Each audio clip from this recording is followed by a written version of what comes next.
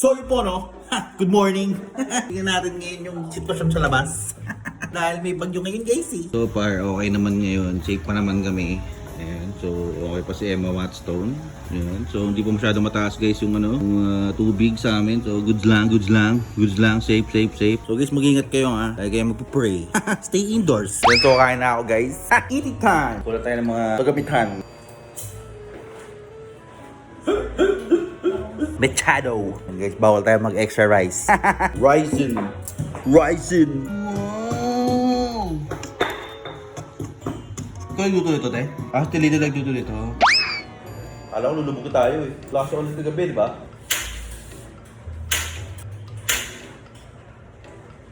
So, nahulog daw yung tent ko ngayon. Doon sa may parking. Hindi, wala dun yung car mo kasi. Dun yung car mo. Baka tamaan yung...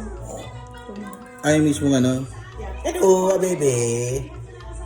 Ayan, so, okay naman kami lahat. Safe naman, safe. Look at my new pen. What's that? What's that? Pen. That your new pen? Saan mo nabili? Okay, what will I do, baby? Order again? Okay, isang hotdog. Ayan guys, so ito pala yung kitchen ni Aya. So lagi siya nagbebenta ng mga food. Ayan, nagluluto siya para sa amin. What's this? Ano ba yan? Wala man lang preparation na ano. Walang plato. Walang plate. Ayan na po yung hotdog ko. Nahulog. Nahulog yung hotdog. Oh, wala namang iba. Ano drinks?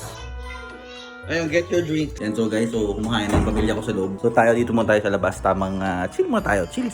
And so far okay naman. Basta goods lang lahat. So medyo maano pa rin naman yung ulan. Medyo maulan-ulan pa rin. Pero ayun, sana naman lahat kayo safe. Dati umabot yung baha dito sa amin. Ganyan kataas oh.